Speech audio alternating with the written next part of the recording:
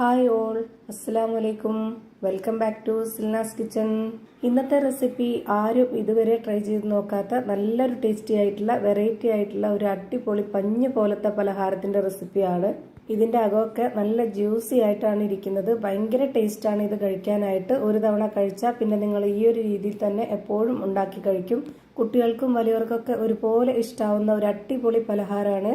അപ്പോൾ ഇതെങ്ങനെയാണ് തയ്യാറാക്കുന്നതെന്ന് അറിയാനായിട്ട് വീഡിയോ സ്കിപ്പ് ചെയ്യാതെ മുഴുവനായിട്ടൊന്ന് കണ്ടു നോക്കണേ. റെസിപ്പിയിലോട്ട് കടക്കുന്നതിന് മുമ്പായി സിൽനാസ് കിച്ചൺ ചാനൽ ആദ്യമായിട്ട് കാണുന്നവരാണെങ്കിൽ പ്ലീസ് ഒന്ന് സബ്സ്ക്രൈബ് ചെയ്തേക്കണേ. ഒപ്പം ഈ വീഡിയോ നിങ്ങൾക്ക് ഇഷ്ടപ്പെടുകയാണെങ്കിൽ ഒരു ലൈക്ക് ചെയ്ത് ഷെയർ ചെയ്ത് സപ്പോർട്ട് ചെയ്യാനും മറക്കരുതേ.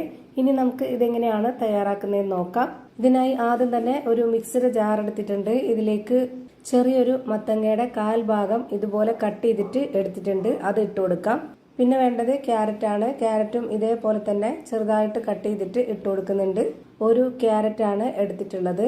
ഇനി വേണ്ടത് നേന്ത്രപ്പഴമാണ്. നേന്ത്രപ്പഴം ഒരെണ്ണം ഇതുപോലെ കട്ട് ചെയ്തെടുത്തിട്ടുണ്ട്. അതുകൂടി ഇതിലേക്ക് ഇട്ട് കൊടുക്കാം. ഈ ഒരു നേന്ത്രപ്പഴവും ക്യാരറ്റും മത്തങ്ങയും കൂടെ ഒന്ന് നന്നായിട്ട് അരച്ചെടുക്കണം. ഭയങ്കര ടേസ്റ്റാണ് ഈ ഒരു കൂട്ടിൽ നമ്മൾ ഇത് തയ്യാറാക്കി എടുക്കുമ്പോൾ. ഇനി നമ്മുടെ ഈ ഒരു പലഹാരത്തിന് നല്ലൊരു മണത്തിന് വേണ്ടി ഒരു 4 ഏലക്ക ഇട്ട് കൊടുക്കുന്നുണ്ട്. ഇനി ഇതിലേക്ക് വേണ്ടത് നല്ല കട്ടിയായിട്ടുള്ള പശുവിൻ പാലാണ്. തേങ്ങാപ്പാലായിരുന്നാലും കുഴപ്പമൊന്നുമില്ല. ഞാൻ എടുത്തിട്ടുള്ളത് പശുവിൻ പാലാണ്.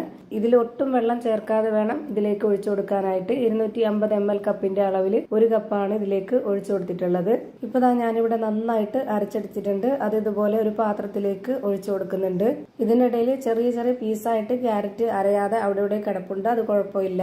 ഈ പലഹാരത്തിന്റെ കൂടെ കഴിക്കാനായിട്ട് കിട്ടുമ്പോൾ ഒരു ടേസ്റ്റ് ആയിരിക്കും. ഇനി വേണ്ടത് ഇതിലേക്ക് ഗോതമ്പ് പൊടിയാണ്.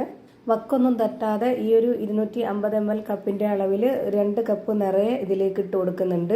ഓരോരുത്തർക്കും ഇഷ്ടമുള്ള മാവില് തയ്യാറാക്കി എടുക്കാവുന്നതാണ്. റവ വെച്ച് തയ്യാറാക്കി എടുക്കാം, മൈദ അല്ലെന്നുണ്ടെങ്കിൽ അരിപ്പൊടി, ഏത് മാവില് ചെയ്തെടുത്താലും നല്ല ടേസ്റ്റ് ആയിരിക്കും. ഇനി ഇതിലേക്ക് ഒരു നുള്ള് ഉപ്പാണ് ഇട്ട് കൊടുക്കുന്നത്. ഒരുപാട് ഉപ്പ് ഇട്ട് കൊടുക്കരുത്. ഇതൊരു മധുരത്തിന്റെ പലഹാരമാണ്. അപ്പൊ അതിനെ ബാലൻസ് ചെയ്യാനായിട്ടുള്ള ഉപ്പ് മാത്രം ഇട്ട് കൊടുക്കുക. ഇനി ഇത് ഒട്ടും കട്ടകളൊന്നുമില്ലാതെ നല്ല രീതിയിൽ ഇളക്കി യോജിപ്പിച്ചെടുക്കണം. ഞാനിവിടെ ഇതുപോലൊരു വിസ്ക് വെച്ചിട്ടാണ് നന്നായിട്ട് ഇളക്കിയെടുക്കുന്നത്. ഇനി ഇതിൽ വെള്ളമോ പാലോ ഒന്നും തന്നെ ചേർക്കേണ്ടതില്ല. ഈ ഒരു അരപ്പിന്റെ മിക്സിൽ മാത്രം ഇതൊന്ന് നന്നായിട്ട് ഇളക്കി യോജിപ്പിച്ചെടുക്കുക. നമ്മൾ ഈ ഒരു തയ്യാറാക്കിയെടുക്കുന്ന ഈ കൂട്ട് നല്ല സോഫ്റ്റ് ആയിട്ടാണ് കിട്ടുന്നത്. നല്ല കട്ടിയാവാതെ ഒരുപാട് ലൂസും ആവാതെയാണ് ഇത് തയ്യാറാക്കിയെടുത്തിട്ടുള്ളത്. ഇനി ഇതിന്റെ കറക്റ്റ് പരുവം ഞാൻ കാണിച്ചു തരാം. ഇതുപോലെ സ്പാച്ച് വെച്ചിട്ട് ഇളക്കി കൊടുക്കുമ്പോൾ ഈ ഒരു പരുവത്തിലാണ് നമ്മുടെ മാവ് റെഡിയാക്കി എടുക്കേണ്ടത്. ഇത് കാണുമ്പോൾ തന്നെ നിങ്ങൾക്ക് കറക്റ്റ് പരുവം മനസ്സിലായിട്ടുണ്ടാവും. ഇനി ഇത് ഇവിടെ ഇരിക്കട്ടെ. അടുത്തതായിട്ട് ഒരു കൂട്ടുകൂടി തയ്യാറാക്കി എടുക്കാനുണ്ട്. അതിനായിട്ട് ഞാനിവിടെ സ്റ്റവിലേക്ക് ഒരു പാൻ വെച്ച് കൊടുത്ത് ഫ്ലെയിം ഓൺ ആക്കി കൊടുത്തിട്ടുണ്ട്. നമ്മുടെ ഈ ഒരു പലഹാരം നല്ല മധുരത്തിന്റെ പലഹാരമാണ്. അതുകൊണ്ട് തന്നെ ഞാനിതിലേക്ക് 250 ml കപ്പിന്റെ അളവിൽ 1 കപ്പും പിന്നെ കുറച്ചുകൂടി ശർക്കര ഉരുക്കിയതാണ് ചേർത്ത് കൊടുക്കുന്നത്. ഓരോരുത്തർക്കും മധുരം എത്രയാണോ വേണ്ടത് അതിനനുസരിച്ച് കൂട്ടിയും കുറച്ചും എടുക്കാം. ഇനി അടുത്തതായിട്ട് വേണ്ടത് തേങ്ങ ചിരകിയതാണ്. ഞാനിവിടെ 250 ml കപ്പിന്റെ അളവിൽ 1 കപ്പും പിന്നെ കുറച്ചുകൂടി ഇതിലേക്ക് ഇട്ട് കൊടുത്തിട്ടുണ്ട്. എന്നിട്ട് നല്ലൊരു മണത്തിന് വേണ്ടി ഒരു 3 ഏലക്ക കൂടെ ഇതിലേക്ക് ഇട്ട് കൊടുത്തതിന് ശേഷം ഇത് നന്നായിട്ടൊന്ന് വറ്റിച്ചെടുക്കാം. ആദ്യം ഇതൊന്ന് നന്നായിട്ട് ഇളക്കി യോജിപ്പിച്ച് കൊടുക്കുന്നുണ്ട്. കൈവിടാതെ ഇളക്കി കൊടുക്കേണ്ട ആവശ്യമൊന്നുമില്ല. പിന്നെ ഇത് ഹൈ ഫ്ലെയിമിൽ വെച്ചിട്ട് കുറച്ച് നേരം ഒന്ന് വറ്റിച്ചെടുക്കാം. അതായത് ഇത് കുറച്ചൊരു കുഴമ്പ് രൂപത്തിലാവണം. ആ ഒരു പരുവാകുമ്പോൾ നമുക്കിതിന്റെ ഫ്ലെയിം ഓഫ് ചെയ്ത് കൊടുക്കാം. ഇതാണ് ഇതിന്റെ കറക്റ്റ് പരുവം. ഫ്ലെയിം ഓഫ് ചെയ്തതിന് ശേഷം ഇതൊരു 2 സെക്കൻഡ് ഇതുപോലെ ഇളക്കി കൊടുക്കുക. അടി പിടിക്കാതിരിക്കാൻ വേണ്ടിയിട്ടാണ്. അപ്പോൾ ഒന്നുകൂടി കുഴമ്പ് രൂപത്തിലാവും.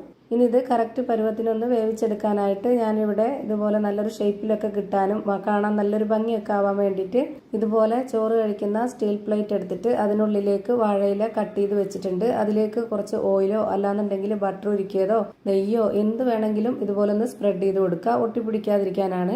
പാത്രത്തിന്റെ വക്ക് ഭാഗം വരേക്കും നമ്മൾ ഇത് സ്പ്രെഡ് ചെയ്ത് കൊടുക്കണം. എന്നാലാണ് ഒട്ടിപ്പിടിക്കാതെ നല്ല ഷേപ്പിൽ കിട്ടുള്ളൂ. ഇനി നമ്മൾ തയ്യാറാക്കി വെച്ചിട്ടുള്ള ആ ഒരു മാവിന്റെ പകുതി ഭാഗത്തോളം നമ്മൾ ഇതുപോലെ ഒന്ന് ഒരു സ്പാച്ച് വെച്ച് ഇതിലേക്ക് ഇട്ട് കൊടുത്തിട്ട് കറക്റ്റ് ലെവൽ ചെയ്ത് കൊടുക്കാം. ആ ഒരു മാവിന്റെ നേർ പകുതിയോളം ഇതിലേക്ക് ഇട്ട് കൊടുത്തിട്ട് ഇതുപോലെ ചെയ്തെടുക്കുന്നുണ്ട്. ഇതുപോലെ വാഴയിലയൊക്കെ വെച്ച് കൊടുത്ത് ചെയ്തെടുക്കുന്നത് വാഴയിലയുടെ ആ ഒരു മണമൊക്കെ നമുക്ക് കിട്ടുമ്പോൾ നല്ല ടേസ്റ്റാണ്. ഇനി ഇതിന് മുകളിലേക്ക് നേരത്തെ റെഡിയാക്കി വെച്ചിട്ടുള്ള ആ ഒരു തേങ്ങ ശർക്കര കൂട്ട് മുഴുവനായിട്ടും ഇതിലേക്ക് വെച്ച് കൊടുത്തിട്ടൊന്ന് നന്നായിട്ട് പരത്തി കൊടുക്കാം. ഇതേപോലുള്ള പരന്ന പാത്രത്തിൽ തന്നെ ചെയ്തെടുക്കണമെന്ന് നിർബന്ധമൊന്നുമില്ല. ഓരോരുത്തർക്കും ഇഷ്ടമുള്ള രീതിയിൽ ഇഷ്ടമുള്ള വലിപ്പത്തിലുള്ള പാത്രത്തിൽ ചെയ്തെടുക്കാവുന്നതാണ്. ഇപ്പോൾ ഞാനിതാ മുഴുവനായിട്ടും ഇട്ട് കൊടുത്തിട്ട് ഇതുപോലെ നന്നായിട്ട് പരത്തി കൊടുത്തിട്ടുണ്ട്. ഇനി ഇതിന് മുകളിലേക്ക് വീണ്ടും ആ ഒരു മാവ് ഇട്ട് കൊടുക്കുക. ബാക്കിയുള്ള എല്ലാ മാവും ഇതിലേക്ക് ഇട്ട് കൊടുത്തിട്ട് ഇതുപോലെ ഒന്ന് പരത്തിയെടുക്കണം. ഇപ്പം ഞാനിവിടെ എല്ലാ മാവും ഇതേപോലെ ഇട്ട് കൊടുത്ത് നന്നായിട്ട് കറക്റ്റാക്കി വെച്ച് കൊടുത്തിട്ടുണ്ട്. ഇനി ആദ്യം വെച്ച് കൊടുത്ത പോലെ കട്ട് ചെയ്തെടുത്തിട്ടുള്ള വാഴയിലയിൽ കുറച്ച് ഓയിലൊന്ന് സ്പ്രെഡാക്കിയതിന് ശേഷം ഇതേപോലെ ഇതുകൂടെ ഒന്ന് അമർത്തി വെച്ച് കൊടുക്കുന്നുണ്ട്. ഈ ഒരു ഷേപ്പ് നമുക്ക് കിട്ടുമ്പോഴും അതുപോലെ തന്നെ കാണാൻ നല്ല ഭംഗിയായിരിക്കും. അതുപോലെ ഈ ഒരു ഇലയുടെ മണമൊക്കെ ആകുമ്പോൾ നല്ല കഴിക്കാനും നല്ല ടേസ്റ്റ് ആയിരിക്കും. ഇനി നമ്മളിത് ആവിയിലാണ് വേവിച്ചെടുക്കുന്നത്. അതിനായിട്ട് ഒരു ഇഡ്ഡലി ചെമ്പിൽ വെള്ളം വെച്ചതിന് ശേഷം അതിനുള്ളിലേക്ക് ഒരു അരിപ്പത്തട്ട് ഇറക്കി വെച്ചിട്ട് ഈ ഒരു മാവുള്ള പ്ലേറ്റും കൂടെ വെച്ച് കൊടുത്തതിന് ശേഷം ഒരു 30 മിനിറ്റ് നേരം ഇതൊന്ന് വേവിച്ചെടുക്കാം. 30 മിനിറ്റിന് ശേഷം നമ്മളിത് തുറന്ന് നോക്കുമ്പോഴേക്ക് ഇത് നന്നായിട്ട് വെന്ത് കിട്ടിയിട്ടുണ്ടാവും. ഇപ്പോൾ ഞാനിവിടെ എടുത്തു വെച്ചതിന് ശേഷം മുകളിലുള്ള ഈ ഒരു ഇല എടുത്ത് മാറ്റുന്നുണ്ട്. ഇപ്പോൾ കാണാൻ തന്നെ നല്ല ഭംഗിയാണ്. ഇനി ഈ പാത്രത്തിൽ ഒട്ടിപ്പിടിച്ചിട്ടുണ്ടോ എന്ന് നോക്കാം. സ്പാച്ച് വെച്ചിട്ട് ഇതുപോലെ ഒട്ടിപ്പിടിച്ചിട്ടൊന്നുമില്ല, നല്ല കറക്റ്റ് പരുവത്തിന് വെന്ത് കിട്ടിയിട്ടുണ്ട്. ഇനി നമുക്കിത് തിരിച്ചിട്ട് കൊടുത്തതിന് ശേഷം അതിനടിയിലുള്ള ആ ഒരു ഇല കൂടെ മാറ്റിയെടുക്കണം. ആ ഇല പാത്രത്തിൽ തന്നെ ഒട്ടിയിരിക്കുകയാണ്. ഇനി നമുക്ക് ഇതാ കട്ട് ചെയ്തെടുക്കാം. ഓരോരുത്തർക്കും ഇഷ്ടമുള്ള ആകൃതിയിൽ, വലിപ്പത്തിൽ, ഷേപ്പിലൊക്കെ കട്ട് ചെയ്തെടുത്ത് കഴിക്കാവുന്നതാണ്. ഞാനിപ്പോൾ ഈ ഒരു രീതിയിലാണ് കട്ട് ചെയ്തെടുക്കുന്നത്. ഇതിൻ്റെ അകമൊക്കെ നല്ല ജ്യൂസി ആയിട്ടാണ് ഇരിക്കുന്നത്, നല്ല സോഫ്റ്റ് ആയിട്ടാണ് ഈ ഒരു മാവ് ഇരിക്കുന്നത്. ഇത് കഴിക്കാൻ ഒരു പ്രത്യേക വെറൈറ്റി ടേസ്റ്റ് ആണ്. എന്തായാലും ഒന്ന് ട്രൈ ചെയ്ത് നോക്കണം, എല്ലാവർക്കും ഇഷ്ടാവും. ഉണ്ടാക്കി കഴിച്ചതിന് ശേഷം അഭിപ്രായങ്ങൾ കമന്റ് ബോക്സിൽ അറിയിക്കുക. അപ്പോൾ ഇത്രയേ ഉള്ളൂ ഇന്നത്തെ വീഡിയോ ഇഷ്ടമായാൽ ലൈക്ക് ചെയ്യാനും കമന്റ് ചെയ്യാനും ഷെയർ ചെയ്യാനും മറക്കരുത്. പുതിയ ഒരു വീഡിയോയുമായി വീണ്ടും വരും. Thank you for watching.